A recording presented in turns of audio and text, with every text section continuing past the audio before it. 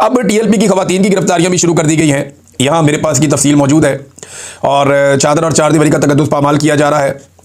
अल्लामा अब्बास अंजुम साहब की एहलिया की गिरफ्तारी हुई है और धमाका खेज मवाद और हैंड ग्रेनेड से हमला करने का भी उनके ऊपर मुकदमा डाल दिया गया। जनाब इन्होंने ग्रेनेड मारे हैं। ये कोई टीटीपी वाले हैं और ये बारूद वाले नहीं, दरूद वाले हैं। आप ज़बरदस्ती इनको उठा के बारूद वाली साइड पे लेकर जा रहे हैं। मैं पहले भी ये बार बार कहता रहा हूं कि दहशतगर्दों को तैयार करने वाली नर्सरी है पाकिस्तान की एस्टेब्लिशमेंट। निहत्ते लोगों को उठाकर पहले कत्लेआम करते हैं, फिर उनके ऊपर बारूद के और हथियारों के ढेर डाल दिए जाते हैं, फिर उन्हें ज़बरदस्ती उस रास्ते पर चलाया जाता है और बिल आखिर दहशतगर्द तैयार कर दिए जाते हैं। ये तो बेचारे दरूद वाले मौलवी हैं, तो बारूद वाले मौलवी नहीं है। इनके ऊपर उठा के जो है वो अब बारूद डाल दिया है। मेरी समझ से बाहर है, मेरी समझ से बाहर है। इनको मशवरे कौन देता है और ये किस तरफ लेकर जाना चाहते हैं पाकिस्तान को।